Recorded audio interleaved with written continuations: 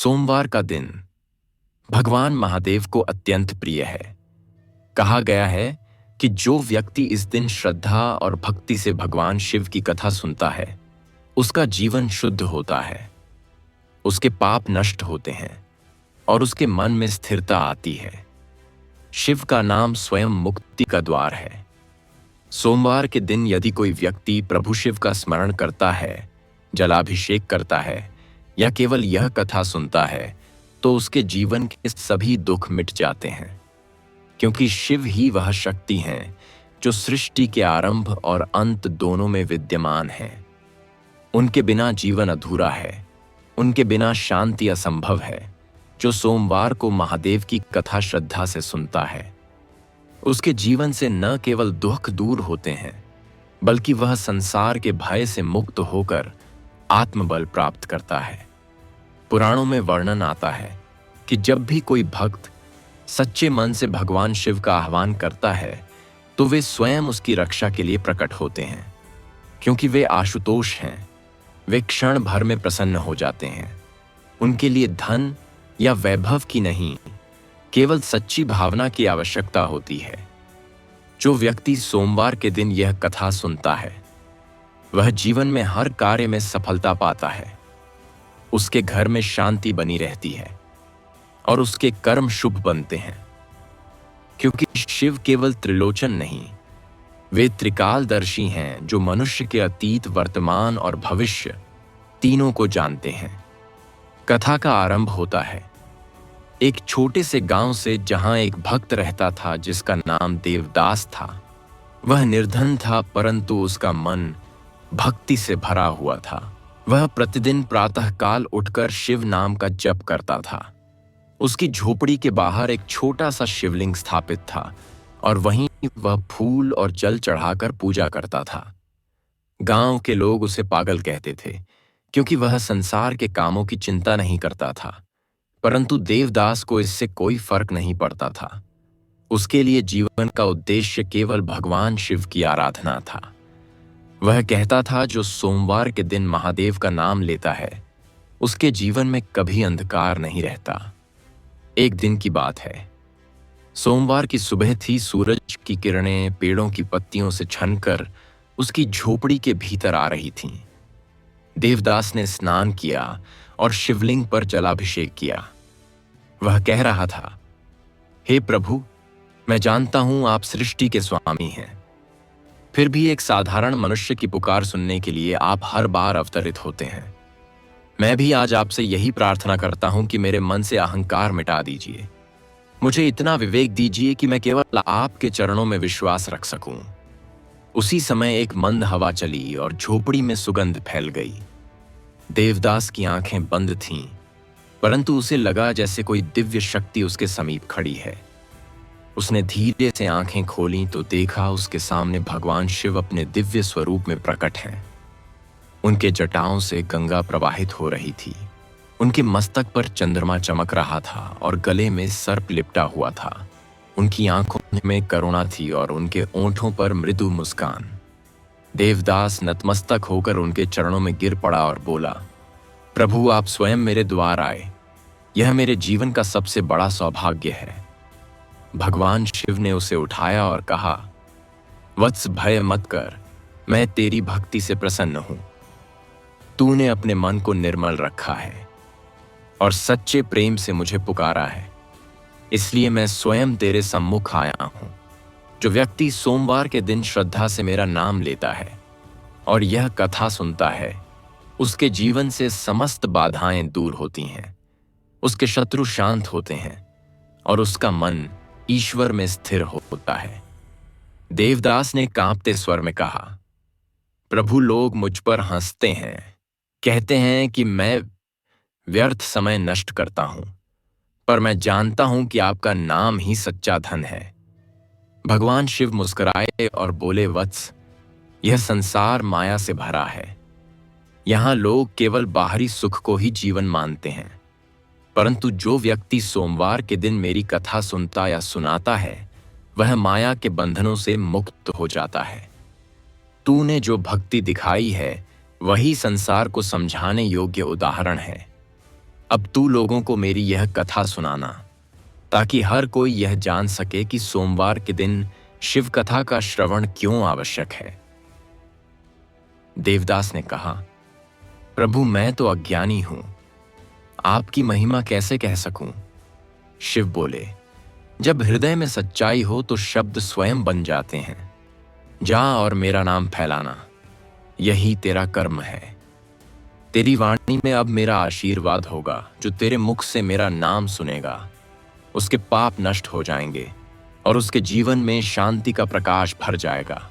यह कहकर महादेव अंतर्धान हो गए और देवदास उनकी करुणा में डूबकर आंसुओं से शिवलिंग का अभिषेक करने लगा। उस दिन से देवदास ने यह प्रण लिया कि वह हर सोमवार को गांव के लोगों को भगवान शिव की कथा सुनाएगा और उनके संदेश का प्रचार करेगा। वह कहता, जो व्यक्ति सोमवार के दिन शिव नाम का जप करता है और इस कथा को सुनता है, उसका भाग्य बदल जाता है, उसके जीवन की दिशा नई हो जाती है। क्योंकि शिव केवल विनाश के देव नहीं, बल्कि पुनर्जन्म के भी प्रतीक हैं। वे हमें यह सिखाते हैं कि हर अंत के बाद एक नई शुरुआत होती है।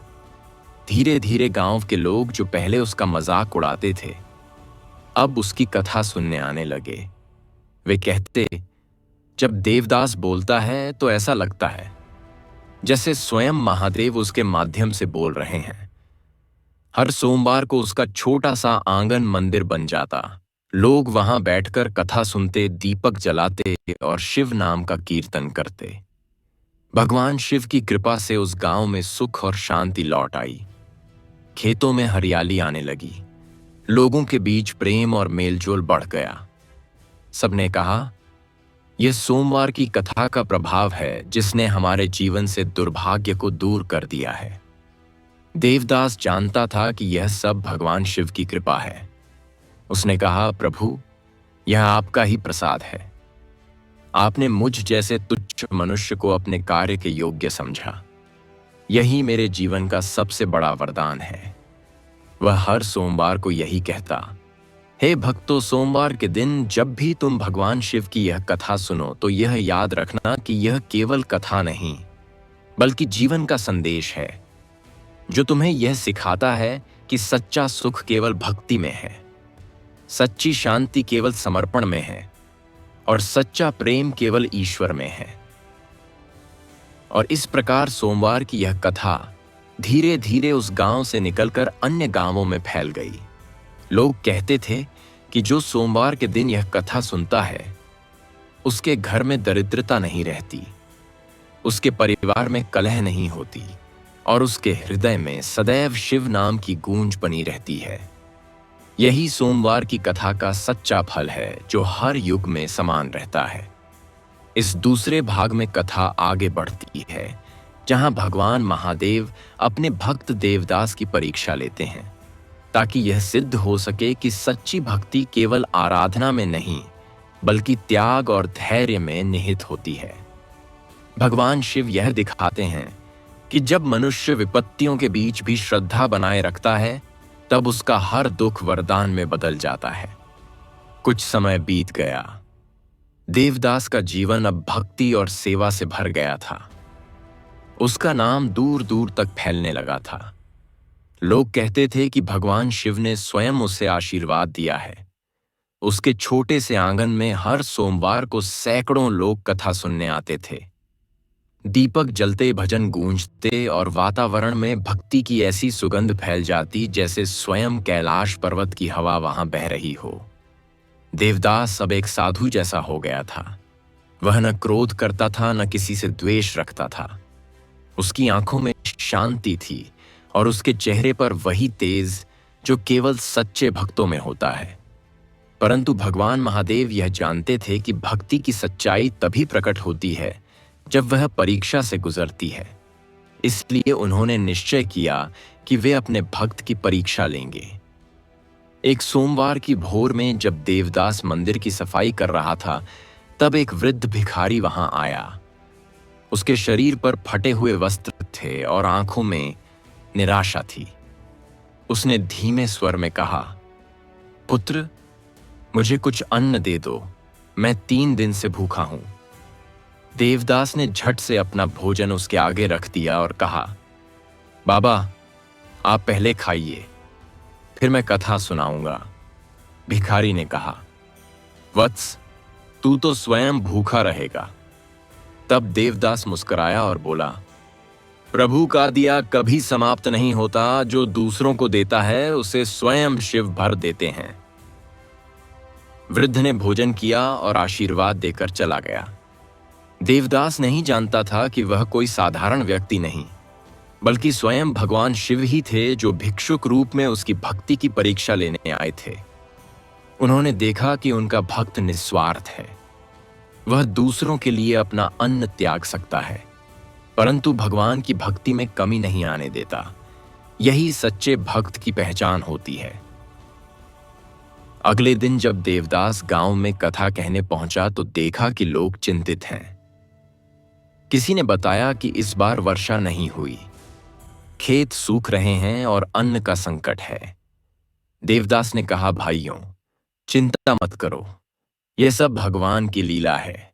जो व्यक्ति सोमवार के दिन श्रद्धा से शिव का नाम लेता है, उसके जीवन में कभी कमी नहीं रहती। चलो, आज सब मिलकर महादेव की आराधना करें और कथा सुनें, फिर देखना वर्षा अवश्य होगी। सब लोग एक स्वर में शिव नाम जपने लगे। ओम नमः शिवाय की गूंज से पूरा गांव भर गया, और जैसे ही कथा समाप्त हुई, आकाश में घने बादल छा गए। वर्षा आरंभ हो गई।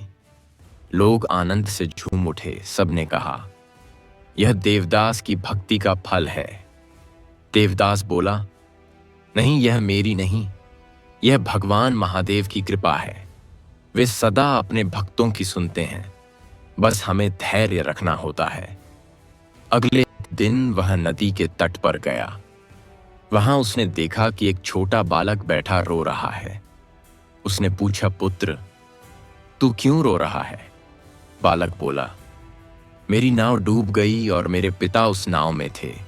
देवदास ने उसे सांत्वना दी और कहा, मत रो बेटा, भगवान शिव न्याय के देव हैं, वे किसी का अन्याय नहीं होने देते। चलो, हम प्रार्थना करें। दोनों ने वहीं बैठकर भगवान शिव का नाम लिया और प्रार्थना की। हे भोलेनाथ, यदि यह बालक सच्चे प्रेम से पुकार रहा है तो उसके पिता को लौटाइए। तभी नदी की लहरों में कुछ हलचल हुई और कुछ ही क्षणों में वह नाव किनारे पर आ लगी। बालक के पिता जीवित बाहर आए। उन्होंने देवदास के चरणों में गिरकर कहा, महात्मन, यह तो चमत्कार है। देवदास ने कहा, यह मेरा नहीं, यह भगवान शिव का कार्य है। वे अपने भक्तों की परीक्षा लेते हैं, परंतु साथ ही उनकी रक्षा भी करते हैं। अब देवदास के मन में और भी गहराई से भक्ति बस गई। वह जानता था कि भगवान शिव उसके हर कार्य को देख रहे हैं। उसने कहा, प्रभु, यदि आपने मुझ जैसे तुच्छ मनुष्य को इतना मान दिया है तो मैं आपके नाम का प्रचार युगों तक करता रहूंगा। परंतु भगवान शिव की परीक्षा अभी पूरी नहीं हुई थी।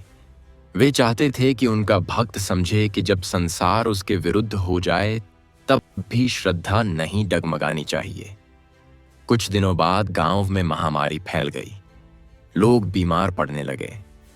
भय का वातावरण छा गया। कोई किसी के घर नहीं जाता। लोग देवदास से बोले, महात्मन, तुम तो भगवान के भक्त हो, कृपया हमें बचाओ। देवदास बोला, मैं क्या कर सकता हूं? मैं तो केवल शिव का दास हूं, वे ही सबकी रक्षा करेंगे। आओ सब मिलकर उनके नाम का कीर्तन करें। सब लोग मंदिर में एकत्र हुए। देवदास ने जलाभिषेक किया और कहा, हे महादेव, यदि यह आपकी परीक्षा है तो हमें शक्ति दीजिए कि हम इसे पार कर सकें, और यदि यह हमारे पापों का परिणाम है तो हमें क्षमा कीजिए। आपकी कृपा के बिना इस संसार में कुछ भी संभव नहीं। रात बीतने लगी और जब सुबह हुई तो चमत्कार हुआ। बीमारी धीरे धीरे कम होने लगी। लोग स्वस्थ होने लगे। गांव में पुनः जीवन लौट आया। सबने कहा, यह सोमवार की कथा की महिमा है। यह भगवान शिव की कृपा है, जिनकी भक्ति से मृत्यु भी हार मान जाती है। देवदास की आंखों से आंसू बह निकले। उसने कहा, प्रभु, आपने जो कृपा मुझ पर की है वह शब्दों में नहीं कही जा सकती। मैं केवल यह चाहता हूं कि मेरा जीवन सदा आपके नाम में समर्पित रहे। भगवान शिव कैलाश पर्वत पर बैठे यह सब देख रहे थे। वे मुस्कुराए और बोले, वत्स देवदास, तूने मेरी भक्ति को साकार किया है। तेरे भीतर वह प्रकाश है जो युगों तक लोगों को राह दिखाएगा। अब तू संसार को यह सिखा कि सोमवार की कथा सुनने का अर्थ केवल पूजा नहीं, बल्कि जीवन में विश्वास रखना है। जब तक मनुष्य के भीतर विश्वास जीवित है, तब तक कोई शक्ति उसे नहीं गिरा सकती। यही सोमवार के व्रत और कथा का सच्चा रहस्य है। उस दिन से देवदास ने यह संकल्प लिया कि वह हर सोमवार को न केवल कथा सुनाएगा, बल्कि लोगों को यह सिखाएगा कि भगवान शिव केवल मंदिरों में नहीं, बल्कि हर जीव के भीतर निवास करते हैं, और जो दूसरों में ईश्वर देख लेता है वही सच्चा भक्त बनता है। इस तीसरे भाग में भगवान शिव स्वयं अपने भक्त देवदास को दर्शन देकर उसे यह ज्ञान देते हैं कि सच्चा शिवत्व केवल आराधना में नहीं, बल्कि आत्मबोध में है। भगवान उसे यह सिखाते हैं कि जब मनुष्य अपने भीतर के शिव को पहचान लेता है, तब संसार की हर परिस्थिति उसके लिए साधना बन जाती है। यह भाग शिव ज्ञान का वह गूढ़ रहस्य खोलता है जो भक्त को भक्ति से परे एक उच्च चेतना में प्रवेश कराता है। समय बीत रहा था। देवदास का नाम अब दूर दूर तक फैल चुका था। लोग कहते थे कि भगवान शिव स्वयं उसके जीवन में बसते हैं। सोमवार के दिन जब वह कथा कहता तो ऐसा लगता मानो कैलाश पर्वत की गूंज उस छोटे से गांव में उतर आई हो। उसकी आवाज में ऐसी गहराई थी जो सीधे आत्मा को छू जाती थी। लोग उसकी कथा सुनकर रुद्ध हो जाते थे, आंसुओं से आंखें भर जाती, और जब वह ओम नमः शिवाय का उच्चारण करता तो पूरा वातावरण कंपन करने लगता था। अब देवदास के जीवन में बाहरी सुख नहीं थे, परंतु उसके मन में वह आनंद था जो किसी सांसारिक वस्तु से प्राप्त नहीं हो सकता। एक रात जब देवदास मंदिर में अकेला बैठा ध्यान कर रहा था, तब उसे भीतर एक दिव्य प्रकाश का अनुभव हुआ। उसके चारों ओर सन्नाटा था, केवल दीपक की लौ हिल रही थी। उसने आंखें बंद कीं और अपने मन से कहा, हे प्रभु, यदि मैं आपकी भक्ति में सच्चा हूं तो मुझे वह ज्ञान दीजिए जो मुझे मेरे अस्तित्व का अर्थ समझा सके। उसी क्षण एक मंद गंध वातावरण में फैल गई और एक गंभीर परंतु मधुर स्वर गूंजा, वत्स, मैं तेरे ध्यान से प्रसन्न हूं। आंखें खोल देवदास ने जब नेत्र खोले तो उसके सामने स्वयं भगवान महादेव अपने पूर्ण तेजस्वी स्वरूप में प्रकट थे। उनके मस्तक पर चंद्रमा का शीतल प्रकाश था, जटाओं से गंगा प्रवाहित हो रही थी। उनके नेत्रों में अनंत शांति और गहराई थी। उनकी उपस्थिति में समय जैसे रुक गया हो। देवदास तुरंत नतमस्तक हो गया।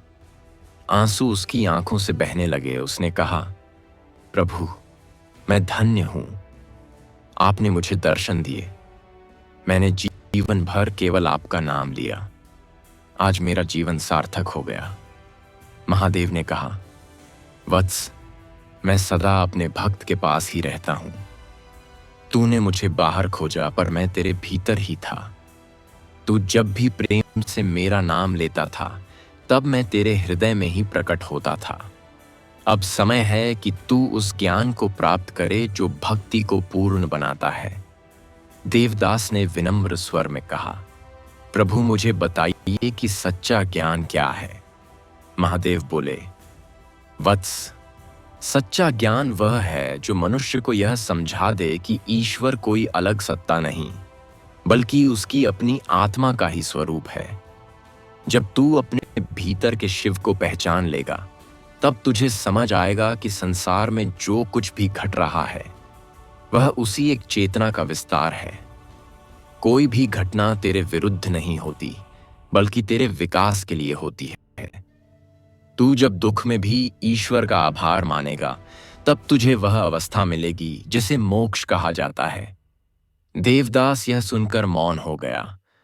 उसके भीतर एक नई रोशनी फैल गई। उसे लगा जैसे उसका हर प्रश्न विलीन हो गया है।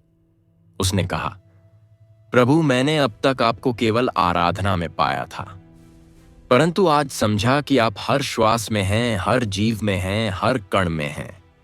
शिव बोले, वत्स, यही सोमवार की कथा का गूढ़ रहस्य है। जो व्यक्ति इस कथा को सच्चे मन से सुनता है, वह केवल पूजा नहीं करता, वह आत्मा को ईश्वर से जोड़ देता है। सोमवार का व्रत और कथा इसलिए महत्वपूर्ण है क्योंकि यह मनुष्य को बाहरी भक्ति से आंतरिक साधना की ओर ले जाती है। देवदास ने कहा, प्रभु, तब क्या यह सत्य है कि संसार के सारे दुख केवल हमारी अज्ञानता के कारण हैं?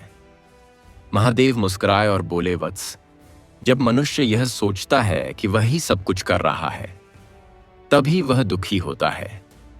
जब वह यह जान लेता है कि सब कुछ ईश्वर की लीला है, तब दुख का अस्तित्व ही नहीं रहता। जीवन वही है जो समर्पण से जिया जाए।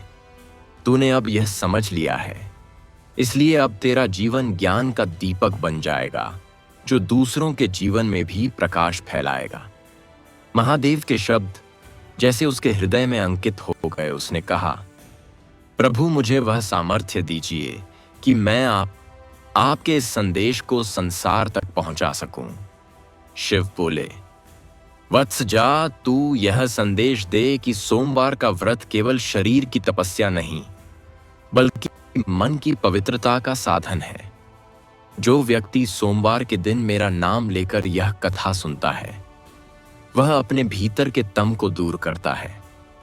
उसके जीवन का अंधकार मिट जाता है और वह मेरे प्रकाश में विलीन हो जाता है। यही सोमवार की कथा का सच्चा फल है। इसके बाद भगवान शिव धीरे धीरे अदृश्य होने लगे। उनकी ज्योति जैसे आकाश में समा गई। देवदास वहां ध्यान मग्न बैठा रहा। उसे लगा जैसे उसका पूरा अस्तित्व बदल गया हो। अब उसे भय नहीं था, न लोभ न मोह, केवल एक शांति थी जो पूरे अस्तित्व को छू रही थी। वह जान चुका था कि भगवान केवल मंदिर में नहीं, बल्कि उसकी हर सांस में है, और यही ज्ञान उसका सबसे बड़ा वरदान था। अगले दिन जब गांव के लोग कथा सुनने आए, तो उन्होंने देखा कि देवदास के चेहरे पर अद्भुत तेज है। उसकी आवाज में अब पहले से अधिक गहराई और प्रेम है। उसने कथा के आरंभ में कहा, भाइयों, सोमवार का दिन केवल पूजा का नहीं, यह आत्मा के जागरण का दिन है।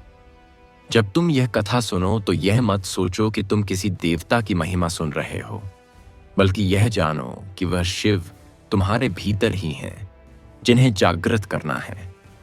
जब मनुष्य अपने भीतर शिव को पहचान लेता है, तो संसार की हर समस्या मिट जाती है। लोग उसकी बातें सुनकर भाव विभोर हो गए और कई लोग वहीं बैठकर ध्यान करने लगे।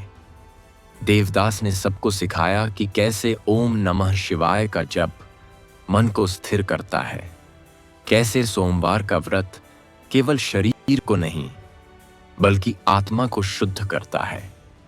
धीरे धीरे उस गांव में शिव नाम का संकीर्तन प्रारंभ हो गया। बच्चे बूढ़े सब मिलकर हर सोमवार को भक्ति के स्वर में डूब जाते थे। वातावरण इतना पवित्र हो गया था कि वहां किसी को क्रोध या दुख की अनुभूति नहीं होती थी। सबके मन में केवल एक ही भावना रहती थी, हर श्वास में शिव है। देवदास अब केवल भक्त नहीं, बल्कि गुरु बन चुका था। उसकी वाणी से जो शब्द निकलते वे आत्मा को छू लेते थे। वह कहता, जो व्यक्ति सोमवार को शिव कथा सुनता है, उसका भाग्य स्वयं भगवान लिखते हैं, क्योंकि वह अब अपने कर्मों में शिवत्व को धारण कर लेता है। यही सोमवार की कथा का रहस्य है जो जीवन को मोक्ष की ओर ले जाता है। इस चौथे भाग में भगवान महादेव अपने भक्त देवदास को संसार में भेजते हैं। ताकि वह अपने प्राप्त ज्ञान की परीक्षा दे सके। महादेव यह सिद्ध करना चाहते हैं कि सच्ची भक्ति केवल एकांत या ध्यान में नहीं, बल्कि जीवन के हर कर्म में होती है। वे यह दिखाते हैं कि जब मनुष्य अपने भीतर के शिव को जागृत कर लेता है, तब वह संसार के बीच रहकर भी पूर्णतः शांत और पवित्र बना रह सकता है। महादेव के दर्शन और ज्ञान प्राप्त करने के बाद देवदास का जीवन पूर्ण रूप से बदल चुका था। अब उसके हृदय में कोई भय नहीं था, न कोई अपेक्षा, न कोई इच्छा। वह केवल भगवान के नाम में डूबा रहता था। गांव के लोग अब उसे संत कहने लगे थे। उसके शब्दों में इतनी शक्ति थी कि जो भी उसके पास आता उसे मन की शांति मिलती। वह किसी की शिकायत नहीं सुनता, बस यही कहता, सब कुछ भगवान की लीला है, जो घट रहा है वही उचित है। महादेव की इच्छा के बिना एक पत्ता भी नहीं हिल सकता। एक दिन जब देवदास शिवलिंग के सामने ध्यान में लीन था, तब मंदिर में एक तेज प्रकाश फैला और भगवान शिव ने एक कोमल परंतु गंभीर स्वर में कहा, वत्स देवदास, तूने ज्ञान तो प्राप्त कर लिया, परंतु अब समय है उस ज्ञान की परीक्षा का। जब तक मनुष्य संसार में रहकर अपने ज्ञान को स्थिर नहीं करता, तब तक उसकी साधना अधूरी रहती है। मैं चाहता हूं कि तू अपने गांव से निकलकर संसार में जा और लोगों को यह सिखा कि शिवत्व केवल पूजा में नहीं, बल्कि कर्म में भी है। जा और उनके बीच रहे जो तुझे नहीं समझते, जो तुझ पर विश्वास नहीं करते, परंतु ध्यान रखना, तू अपने भीतर के शिव को कभी भूल मत जाना। देवदास ने नतमस्तक होकर कहा, प्रभु, आपकी आज्ञा ही मेरा धर्म है। मैं जहां भी जाऊंगा वहां केवल आपका नाम ही लूंगा और वही मेरा मार्गदर्शन करेगा। इतना कहकर उसने अपनी छोटी सी झोपड़ी अपने शिष्यों को सौंप दी और एक लोटा जल लेकर यात्रा पर निकल पड़ा। वह गांव-गांव घूमता गया, कभी किसी बीमार की सेवा करता, कभी किसी गरीब को अन्न देता और हर जगह यही संदेश देता कि सोमवार के दिन भगवान शिव की कथा सुनने और नाम जप करने से मनुष्य के भीतर के सारे संशय मिट जाते हैं और आत्मा में शक्ति का संचार होता है। परंतु संसार में भक्ति का मार्ग हमेशा सरल नहीं होता। कुछ लोग उसकी भक्ति को समझ नहीं पाए। वे कहते थे, यह व्यक्ति ढोंगी है, यह केवल लोगों को अपने प्रभाव में लाना चाहता है। किसी ने उसके ऊपर पत्थर फेंके, किसी ने उसका मजाक उड़ाया, परंतु देवदास का मन अडिग रहा। वह मुस्कुराता और कहता, प्रभु, यह सब आपकी परीक्षा है। मैं अपने भीतर के प्रकाश को बुझने नहीं दूंगा। एक दिन वह एक नगर पहुंचा जहां लोग धन और प्रतिष्ठा में डूबे हुए थे। वहां के राजा तक को अपनी शक्ति पर गर्व था। देवदास वहां मंदिर के बाहर बैठा और लोगों को कथा सुनाने लगा। राजा ने सुना कि कोई साधु नगर में आया है जो कहता है कि भगवान ही सबके कर्मों के फलदाता हैं। राजा को यह बात अच्छी नहीं लगी। उसने सोचा कि यदि लोग इस साधु की बात मानने लगे तो उनका भय मुझसे समाप्त हो जाएगा। उसने सैनिकों को आदेश दिया कि उस साधु को नगर से बाहर निकाल दो। सैनिक आए और देवदास से बोले, यहां से चले जाओ, राजा तुम्हें नहीं देखना चाहता। देवदास ने शांत स्वर में कहा, मैं तो किसी के विरोध में नहीं आया। मैं तो केवल भगवान शिव की कथा कहने आया हूं। परंतु यदि मेरी उपस्थिति किसी को अप्रिय लगती है तो मैं चला जाता हूं। वह उठकर नगर से बाहर चला गया और पास के एक वन में बैठ गया। वहीं उसने मिट्टी का शिवलिंग बनाकर पूजा आरंभ की। रात का समय था। उसने ओम नमः शिवाय का जप किया और भगवान शिव से कहा, प्रभु, यदि यह भी आपकी इच्छा है तो मैं इसे भी प्रसाद मानता हूं। जब मनुष्य आपके नाम का जाप करता है तो उसके लिए कोई स्थान छोटा नहीं होता, वही स्थान कैलाश बन जाता है।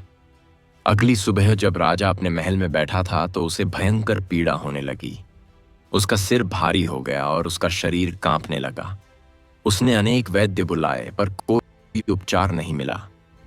तभी उसके सपने में भगवान शिव प्रकट हुए और बोले, राजन, तूने उस भक्त को अपमानित किया जो मेरा सच्चा दास है। जा और उससे क्षमा मांग, तभी तेरी पीड़ा दूर होगी। राजा तुरंत सैनिकों के साथ वन में पहुंचा और देवदास के चरणों में गिर पड़ा। उसने कहा, महाराज मुझे क्षमा करें, मैंने अज्ञान में आपको कष्ट दिया है। देवदास ने उसके सिर पर हाथ रखा और कहा, भाई मैं कोई राजा या ऋषि नहीं, मैं तो भगवान शिव का दास हूं। उठो और उनका नाम लो, वही तुम्हें शांति देंगे। राजा ने उसी क्षण शिवलिंग के सामने प्रणाम किया और कहा, प्रभु मैंने आज समझा कि शक्ति सिंहासन में नहीं, विनम्रता में है। देवदास मुस्कुराया और बोला, यही शिव का संदेश है। जब मनुष्य अपने अहंकार को त्याग देता है तब शिव स्वयं उसके भीतर प्रकट होते हैं। उसी क्षण राजा की पीड़ा मिट गई और उसका चेहरा शांत हो गया। उसने नगर में घोषणा की कि हर सोमवार को भगवान शिव की कथा सुनाई जाएगी और हर व्यक्ति उपवास रखकर गरीबों को भोजन कराएगा। धीरे धीरे देवदास की ख्याति उस नगर में फैल गई, परंतु उसके मन में न कोई गर्व था न अहंकार। वह कहता, आपको कष्ट दिया है। देवदास ने उसके सिर पर हाथ रखा और कहा, भाई मैं कोई राजा या ऋषि नहीं, मैं तो भगवान शिव का दास हूं। उठो और उनका नाम लो, वही तुम्हें शांति देंगे। राजा ने उसी क्षण शिवलिंग के सामने प्रणाम किया और कहा, प्रभु मैंने आज समझा कि शक्ति सिंहासन में नहीं, विनम्रता में है। देवदास मुस्कुराया और बोला, यही शिव का संदेश है। जब मनुष्य अपने अहंकार को त्याग देता है तब शिव स्वयं उसके भीतर प्रकट होते हैं। उसी क्षण राजा की पीड़ा मिट गई और उसका चेहरा शांत हो गया। उसने नगर में घोषणा की कि हर सोमवार को भगवान शिव की कथा सुनाई जाएगी और हर व्यक्ति उपवास रखकर गरीबों को भोजन कराएगा। धीरे धीरे देवदास की ख्याति उस नगर में फैल गई, परंतु उसके मन में न कोई गर्व था न अहंकार। वह कहता, मैं कुछ नहीं करता, सब भगवान करते हैं। जो यह समझ लेता है वह मुक्त हो जाता है। उसकी वाणी सुनकर लोगों के मन बदलने लगे।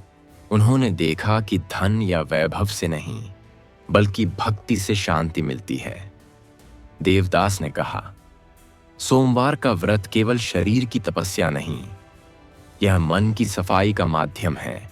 जो इस दिन भगवान शिव की कथा सुनता है वह अपने जीवन का भार हल्का कर देता है, क्योंकि शिव स्वयं उसके जीवन के रक्षक बन जाते हैं। उस रात जब वह मंदिर में बैठा था तब हवा में एक मंद गंध फैली और एक दिव्य स्वर गूंजा, वत्स तूने मेरे आदेश का पालन किया है। तूने संसार को सिखाया कि भक्ति केवल एकांत में नहीं बल्कि कर्म में है। अब तेरे जीवन का हर दिन सोमवार के समान होगा। हर दिन तेरे लिए पूजा का होगा, क्योंकि तूने अपने भीतर शिव को पहचान लिया है। देवदास ने आंखें बंद की और कहा, प्रभु आपकी यह कृपा अमूल्य है। मैं सदा आपके नाम में जीऊंगा और इसी नाम में विलीन हो जाऊंगा।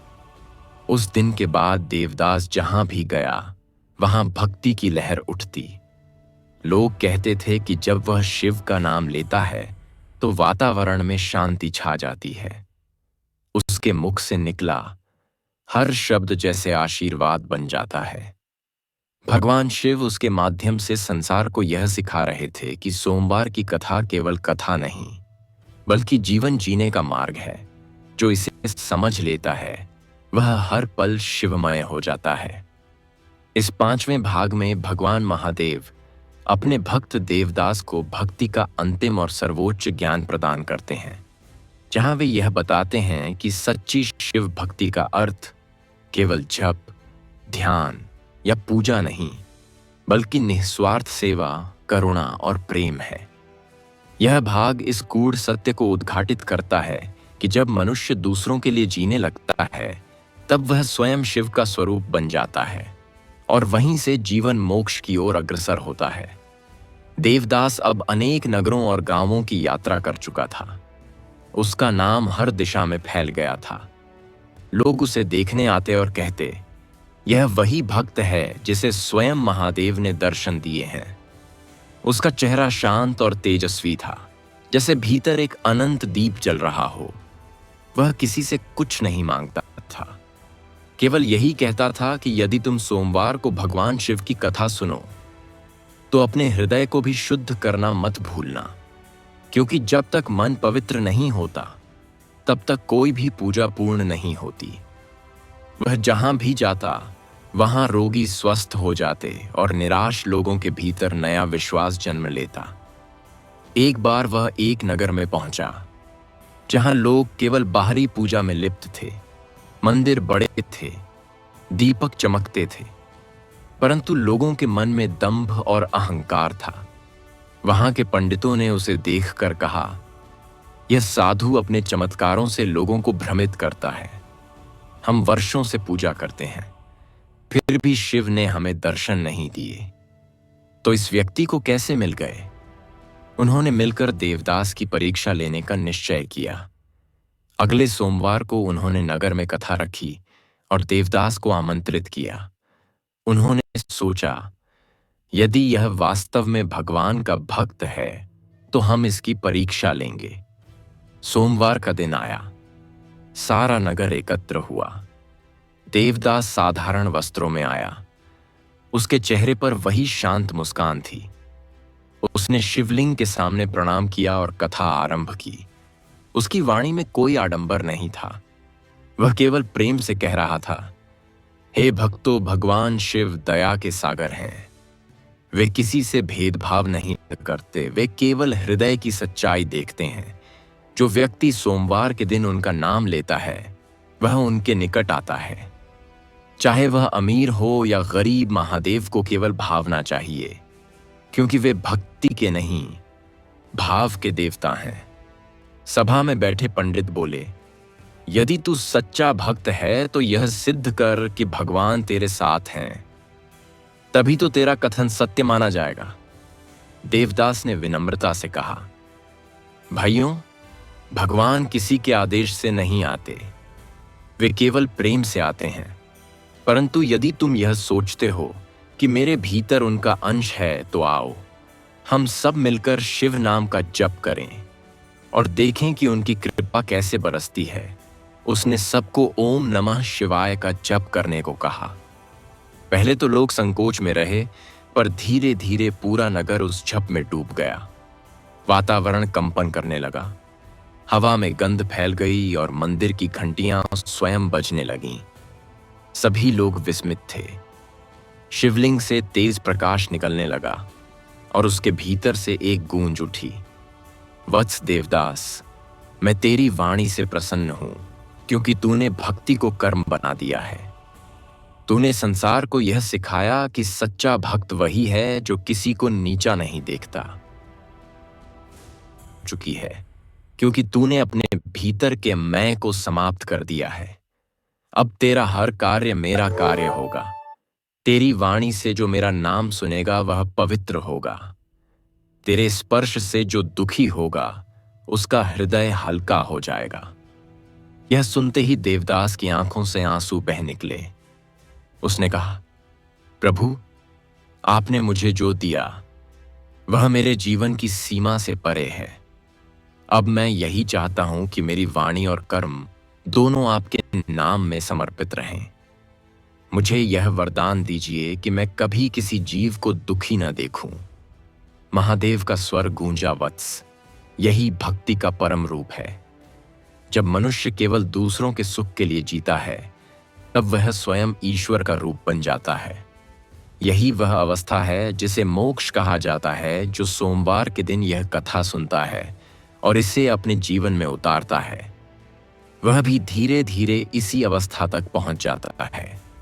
देवदास ने उसी क्षण निर्णय लिया कि अब वह स्थायी रूप से किसी एक स्थान पर नहीं रहेगा, बल्कि हर गांव और हर नगर जाएगा, ताकि वह भगवान शिव के संदेश को फैलाता रहे। वह कहता, हे भक्तों, सोमवार के दिन केवल उपवास मत करो, किसी की सहायता करो, किसी भूखे को भोजन दो, किसी दुखी के आंसू पोंछो।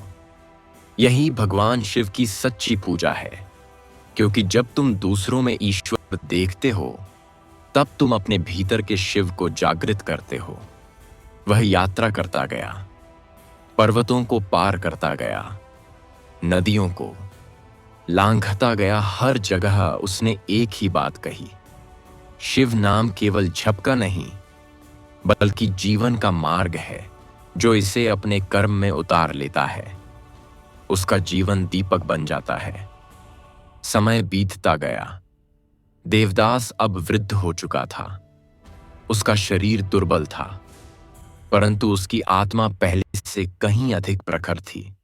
उसके चारों ओर अब शिष्य एकत्र होने लगे, जो सोमवार को कथा सुनते और उसके बाद गांव में सेवा कार्य करते। कोई अनाथों के लिए भोजन बनाता, कोई बीमारों की सेवा करता, और सब मिलकर शिव नाम का कीर्तन करते।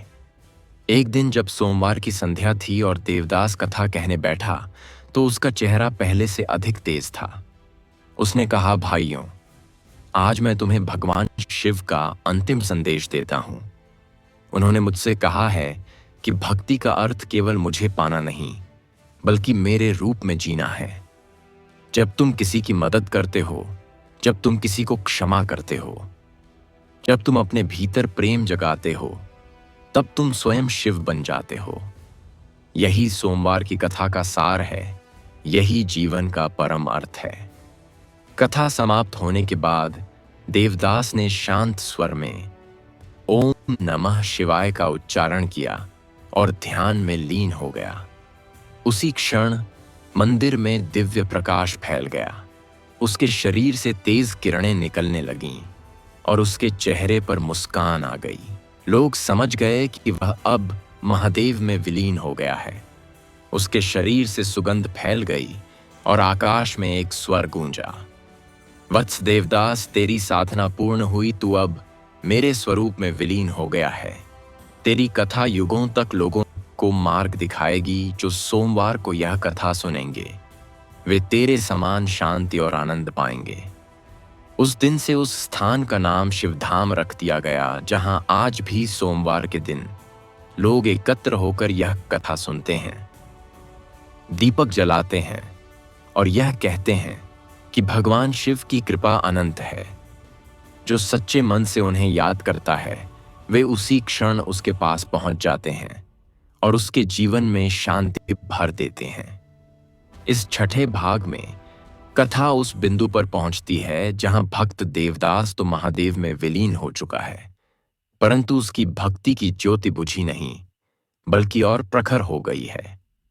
अब यह कथा केवल एक व्यक्ति की नहीं रही, बल्कि हर उस आत्मा की बन गई है जो प्रेम, भक्ति और करुणा से शिव को पाने की राह पर चलती है। इस भाग में बताया गया है कि कैसे देवदास की साधना के बाद सोमवार की कथा लोगों के जीवन में आशा और विश्वास की लौ बन गई, और कैसे भगवान शिव स्वयं उस भक्ति की परंपरा की रक्षा करते रहे। देवदास के महाप्रयाण के बाद उस भूमि पर एक अद्भुत शांति छा गई थी। जिस मंदिर में वह कथा सुनाता था, वहां का वातावरण दिव्य हो उठा था। लोग कहते थे कि वहां हर सोमवार को अब भी उसकी आवाज गूंजती है। जब भी कोई भक्त श्रद्धा से ओम नमः शिवाय का जप करता है, तो ऐसा लगता है मानो देवदास स्वयं वहां खड़ा है और भगवान शिव की कथा सुना रहा है। उस मंदिर के चारों ओर नीला प्रकाश झिलमिलाने लगता था और हवा में गंध फैल जाती थी। गांव के लोग उस स्थान को शिवधाम कहने लगे, क्योंकि वहां आने वाले हर व्यक्ति के दुख मिट जाते थे और उसके मन में भक्ति का प्रकाश जल उठता था। समय बीतने लगा, पीढ़ियां बदलने लगीं, परंतु सोमवार की वह कथा अब भी लोगों के जीवन का हिस्सा थी। बच्चे अपने बड़ों से यह कथा सुनते थे और कहते थे कि जो सोमवार के दिन भगवान शिव की यह कथा सुनता है और दूसरों के कल्याण का विचार करता है, उसके जीवन में कभी अंधकार नहीं रहता। कहा जाता है कि देवदास की आत्मा अब भी उन भक्तों की रक्षा करती है जो सच्चे मन से भगवान शिव का नाम लेते हैं। शिवधाम में हर सोमवार को ऐसा दृश्य होता कि जैसे स्वयं कैलाश वहां उतर आया हो।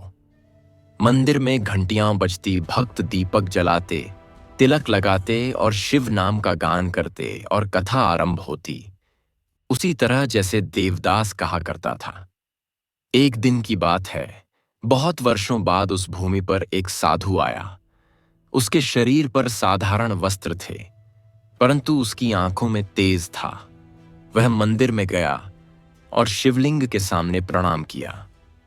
फिर बोला, प्रभु, यह वही स्थान है जहां आपने अपने भक्त को ज्ञान दिया था। आज मैं भी उसी ज्ञान की याचना लेकर आया हूं। मुझे भी वह शक्ति दीजिए कि मैं लोगों को भक्ति का मार्ग दिखा सकूं। उसी क्षण मंदिर में नीली आभा फैल गई और उसे लगा जैसे किसी ने उसके कंधे पर हाथ रखा हो।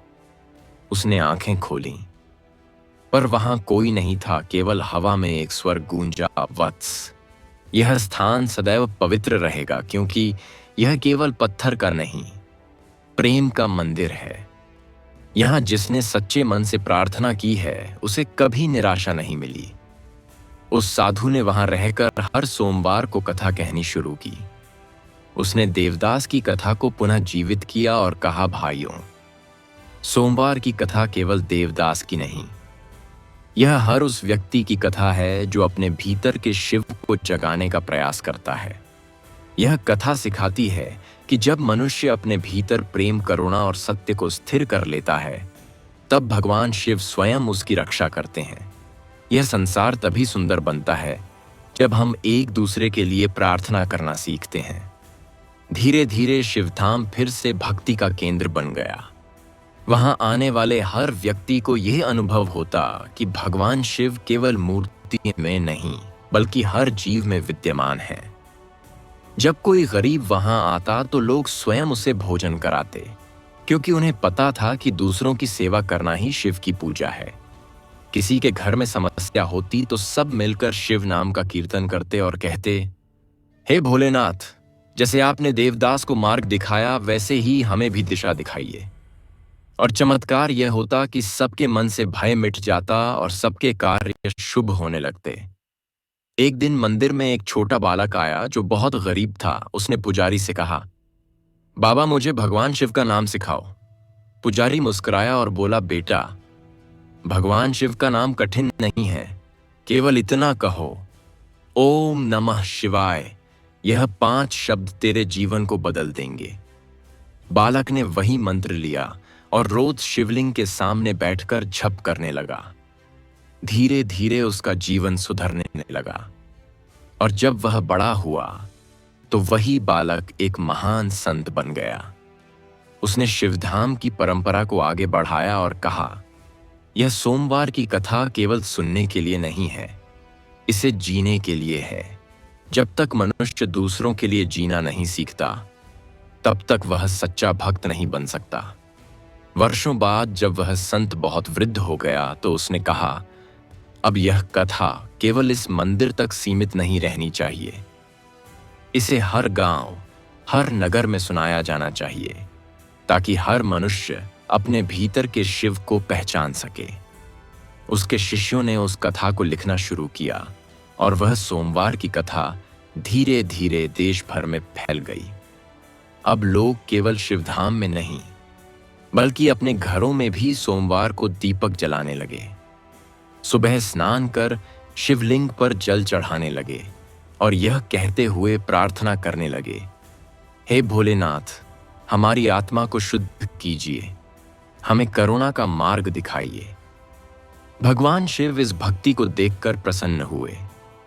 कैलाश पर्वत से उन्होंने माता पार्वती से कहा, देवी देखो, यह वही भक्ति है जो कभी देवदास के हृदय में चल रही थी। आज वह पूरे संसार में फैल गई है।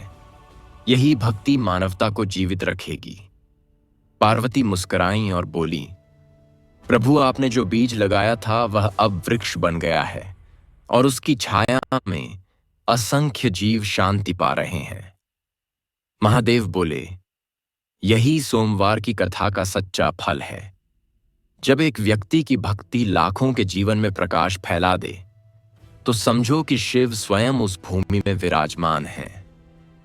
उस दिन से यह विश्वास और भी प्रबल हो गया कि जो सोमवार के दिन भगवान शिव की यह कथा सुनता है, उसका जीवन शुद्ध होता है, उसके भीतर का अंधकार मिटता है और उसका मन उस शांति से भर जाता है जो केवल शिव के चरणों में मिलती है।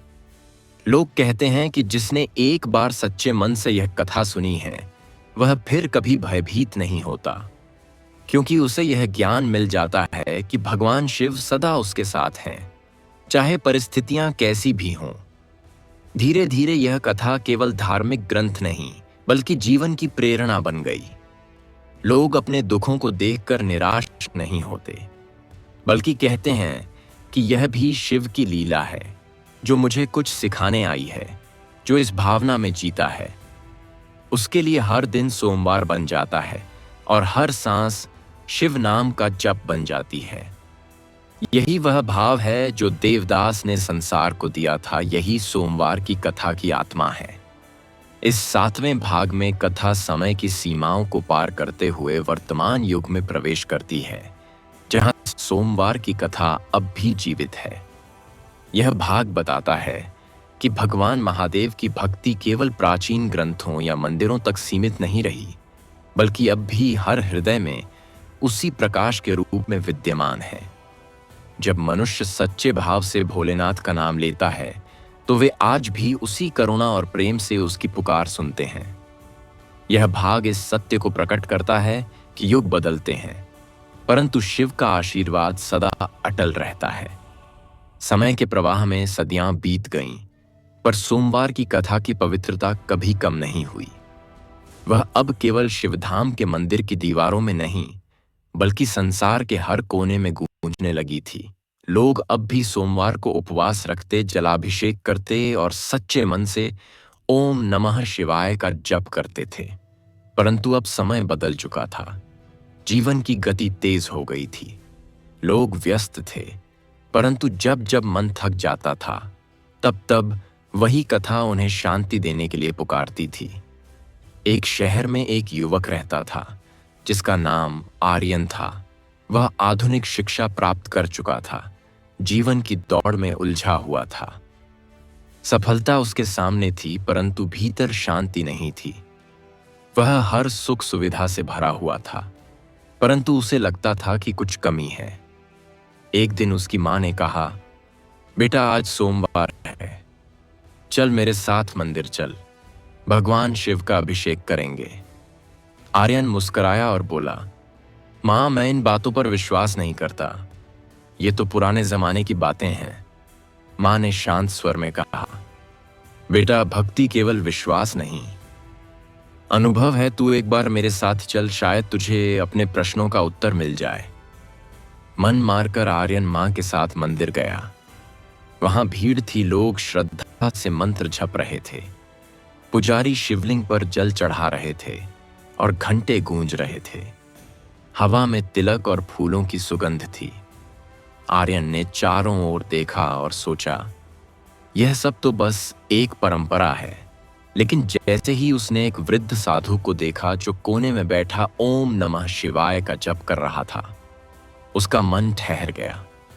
साधु की आंखें बंद थीं, पर चेहरे पर इतनी शांति थी कि आर्यन को लगा जैसे समय रुक गया हो।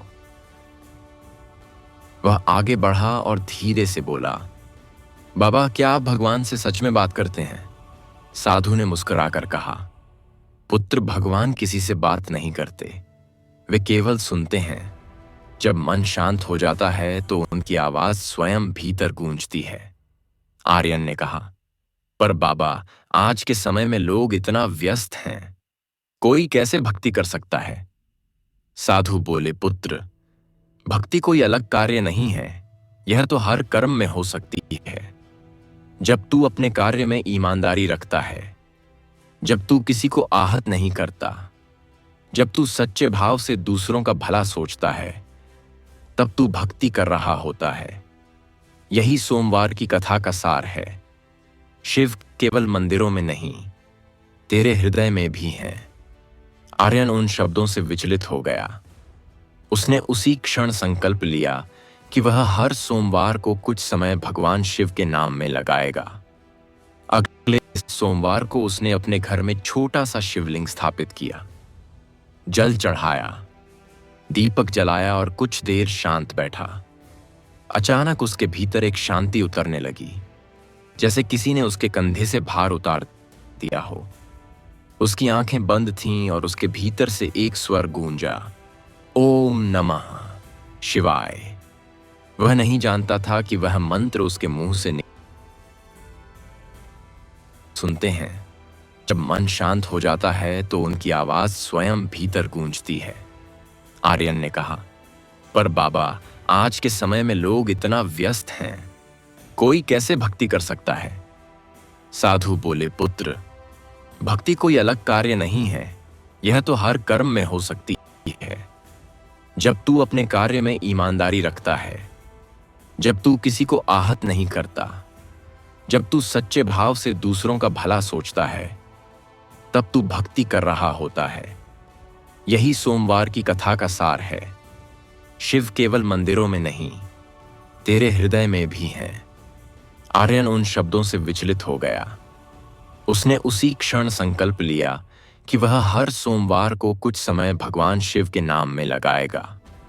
अगले इस सोमवार को उसने अपने घर में छोटा सा शिवलिंग स्थापित किया, जल चढ़ाया, दीपक जलाया और कुछ देर शांत बैठा। अचानक उसके भीतर एक शांति उतरने लगी, जैसे किसी ने उसके कंधे से भार उतार दिया हो।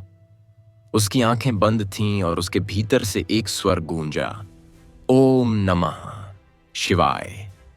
वह नहीं जानता था कि वह मंत्र उसके मुंह से निकला या भीतर से, परंतु उस क्षण उसने महसूस किया कि जीवन में जो कमी थी वह पूरी हो गई। धीरे धीरे आर्यन का जीवन बदल गया। अब वह हर सोमवार को सुबह स्नान करता, जल चढ़ाता और भगवान शिव की कथा सुनता। उसने यह नियम बना लिया कि हर सोमवार को वह किसी की मदद करेगा, किसी गरीब को भोजन कराएगा या किसी दुखी को सहारा देगा।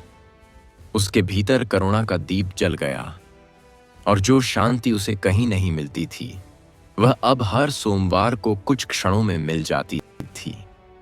वह कहता, अब मुझे समझ आया कि सोमवार का व्रत केवल आस्था नहीं, आत्मा की साधना है। उसकी यह भक्ति देखकर उसके मित्र भी प्रेरित हुए। अब वे भी सोमवार को साथ में कथा सुनते, दीपक जलाते और भगवान शिव का नाम जपते।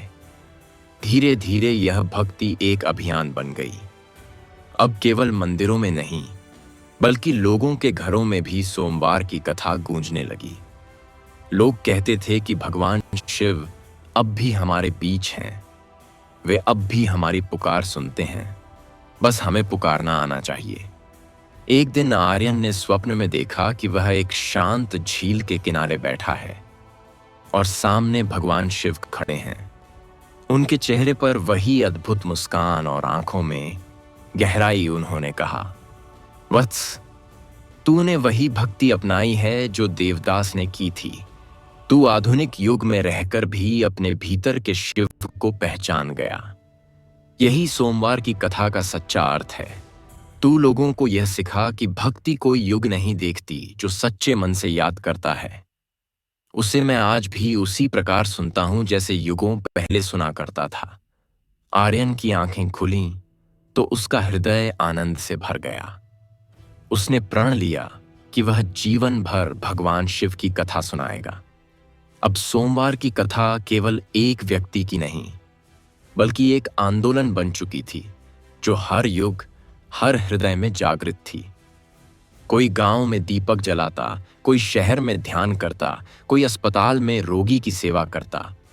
सब एक ही भाव से कहते, हे भोलेनाथ, हमारे भीतर करुणा दीजिए, हमें धर्म के मार्ग पर चलने की शक्ति दीजिए। कहा जाता है कि आज भी जब सोमवार की रात होती है और कोई भक्त सच्चे मन से भगवान शिव का नाम लेता है, तो कहीं न कहीं हवा में गंध फैल जाती है। मंदिरों में दीपक अपने आप उज्जवल हो जाते हैं और ऐसा लगता है जैसे भगवान शिव स्वयं मुस्कुराते हुए कह रहे हों, वत्स, मैं सदा तुम्हारे साथ हूं। तुम्हारा प्रत्येक सोमवार मेरा आशीर्वाद बनकर तुम्हारे जीवन को आलोकित करता रहेगा। इस 8वें भाग में यह कथा अपने चरम पर पहुंचती है, जहां भगवान महादेव स्वयं अपने भक्तों को आशीर्वाद देते हैं। वे यह बताते हैं कि सोमवार का व्रत और कथा केवल एक धार्मिक अनुष्ठान नहीं, बल्कि आत्मा को शुद्ध करने का माध्यम है। इस भाग में यह रहस्य उजागर होता है कि जब मनुष्य सच्चे भाव से शिव की कथा सुनता है तो उसके जीवन से भय मिट जाता है और उसके भीतर शांति और प्रेम का सागर उमड़ने लगता है। भगवान शिव स्वयं यह वचन देते हैं कि जो व्यक्ति श्रद्धा से सोमवार की यह कथा सुनता या सुनाता है, उसके जीवन में सदा शुभता बनी रहती है। समय का चक्र चलता रहा, युग बदलते रहे, परंतु सोमवार की कथा का प्रभाव कभी नहीं घटा। देवदास से लेकर आर्यन तक हर युग में भगवान शिव ने यह दिखाया कि भक्ति केवल काल या परिस्थिति पर निर्भर नहीं होती। जो भी मनुष्य अपने भीतर श्रद्धा का दीप जलाता है, उसके जीवन में महादेव का प्रकाश स्वयं उतर आता है। जब भी संसार अंधकार में डूबता है, तब सोमवार की यह कथा उसे राह दिखाती है, क्योंकि यह कथा केवल शिव की नहीं, बल्कि शिवत्व की है जो हर आत्मा में बसता है। एक बार की बात है, जब कैलाश पर्वत पर भगवान शिव ध्यान में लीन थे, तब माता पार्वती ने उनसे पूछा, प्रभु, आप इतने प्रसन्न क्यों दिख रहे हैं? शिव मुस्कुराए और बोले, देवी, आज धरती पर एक नया सोमवार उगा है। आज अनगिनत भक्त श्रद्धा से मेरा नाम ले रहे हैं। कोई दीपक जलाकर ओम नमः शिवाय का जप कर रहा है, तो कोई किसी भूखे को भोजन करा रहा है, कोई दूसरों के लिए प्रार्थना कर रहा है। यही सोमवार की कथा का सच्चा अर्थ है। जब मनुष्य केवल अपने लिए नहीं, बल्कि दूसरों के सुख के लिए जीता है, तब वह मुझे पा लेता है। पार्वती ने कहा, प्रभु, क्या हर भक्त को आपका आशीर्वाद समान रूप से मिलता है? शिव बोले, देवी, मैं किसी में भेद नहीं करता। जो सच्चे मन से पुकारता है, मैं उसी क्षण उसके पास पहुंच जाता हूं। चाहे वह महल में हो या झोपड़ी में, चाहे वह ज्ञानी हो या अज्ञानी, मेरे लिए सब समान है। तब कैलाश से गूंजती हुई एक दिव्य ध्वनि निकली, जैसे स्वयं ब्रह्मांड कह रहा हो, ओम नमः शिवाय। इस ध्वनि से पृथ्वी पर एक अद्भुत कंपन हुआ। उस दिन सोमवार की भक्ति जैसे नई चेतना लेकर आई। लोग जो निराश थे, उनके जीवन में आशा लौट आई। जो बीमार थे, उन्हें स्वास्थ्य मिला। जो गरीब थे, उनके भीतर विश्वास जागा कि भगवान शिव उनकी रक्षा करेंगे। कहा जाता है कि उस दिन भगवान शिव ने अपने त्रिनेत्र से एक दिव्य प्रकाश छोड़ा। वह प्रकाश पृथ्वी पर गिरा और अनेक स्थलों पर शिवलिंग प्रकट हुए। कहीं पत्थरों में, कहीं जल में, कहीं पर्वतों पर आज भी वे स्थान शिवधाम के रूप में जाने जाते हैं और हर सोमवार को वहां भक्तों की भीड़ उमड़ती है। लोग कहते हैं कि जब वे वहां कथा सुनते हैं तो उनके मन के सारे बोझ हल्के हो जाते हैं और वे अपने भीतर एक अज्ञात शांति का अनुभव करते हैं। यही वह शक्ति है जो भगवान शिव ने सोमवार की कथा के माध्यम से संसार को दी। अब यह कथा केवल शब्दों की नहीं रह गई थी, यह हर भक्त के जीवन का अनुभव बन गई थी। एक वृद्धा जो हर सोमवार मंदिर जाती थी, कहती थी, जब मैं भगवान शिव का नाम लेती हूं तो मेरी तकलीफें मिट जाती हैं। एक किसान जो प्रतिदिन मेहनत करता था, कहता था, जब मैं सोमवार की कथा सुनता हूं तो खेत में भी ऐसा लगता है जैसे स्वयं भोलेनाथ मेरे साथ काम कर रहे हों। एक माँ जो अपने बच्चों की चिंता में डूबी रहती थी, कहती थी, जब मैं सोमवार को शिवलिंग पर जल चढ़ाती हूँ तो मुझे लगता है जैसे प्रभु स्वयं मेरे घर की रक्षा कर रहे हों। यही वह भावना थी जो इस कथा को युगों तक जीवित रखती रही। एक बार कैलाश पर भगवान शिव ने पार्वती से कहा, देवी, अब यह कथा केवल पृथ्वी तक सीमित नहीं रहेगी। इसका प्रभाव ब्रह्मांड के हर लोक में फैलेगा, क्योंकि यह कथा केवल शिव की नहीं, बल्कि जीवन की है। यह सिखाती है कि जब मनुष्य स्वयं को भूलकर दूसरों के सुख के लिए जीता है, तब वह मुझ में विलीन हो जाता है। पार्वती ने कहा, प्रभु, तब क्या जो यह कथा सुनता है वह भी मुक्ति को प्राप्त करता है। शिव बोले, देवी, जो सोमवार को सच्चे मन से यह कथा सुनता है या सुनाता है, वह जीवन के बंधनों से मुक्त हो जाता है। उसके पाप नष्ट होते हैं, उसके हृदय में करुणा और प्रेम का सागर भर जाता है और मृत्यु के समय स्वयं मैं उसे अपने लोक में स्थान देता हूं। धरती पर उसी क्षण नीले आकाश से एक दिव्य वर्षा होने लगी। लोग कहते हैं कि उस दिन शिवधाम के मंदिरों में तेल के दीप अपने आप जल उठे थे और हवा में बेलपत्र की गंध फैल गई थी। भक्तों ने एक साथ कहा, जय शिव शंकर, जय भोलेनाथ। उस दिन से यह परंपरा बन गई कि सोमवार को हर भक्त अपने घर में दीपक जलाकर यह कथा सुनता है और अपने जीवन में शांति का आमंत्रण देता है। अब यह कथा हर युग के लिए एक संदेश बन गई है कि भगवान शिव केवल सृष्टि के विनाशक नहीं, बल्कि करुणा और सृजन के प्रतीक हैं, जो अपने भीतर की नकारात्मकता को मिटाकर प्रेम और सत्य के मार्ग पर चलता है। वह स्वयं महादेव का रूप बन जाता है। यही सोमवार की कथा का सार है, यही उसका अनंत आशीर्वाद है। कथा के अंत में भगवान शिव ने अपने भक्तों से कहा, वत्सो, जो भी सोमवार के दिन श्रद्धा, भक्ति और प्रेम से यह कथा सुनता है, उसका जीवन भय रहित हो जाता है। उसके घर में स्थिरता आती है, उसके परिवार में प्रेम बढ़ता है और उसके कर्मों में शुभता बसती है। जब वह यह कथा दूसरों को सुनाता है तो उसके पूर्व जन्मों के पाप मिट जाते हैं और उसके आगे आने वाले जन्मों का मार्ग प्रकाशित हो जाता है। मैं स्वयं उन लोगों के घर में वास करता हूं जो मेरे नाम में विश्वास रखते हैं। यही मेरा वचन है, यही सोमवार की कथा का वरदान है।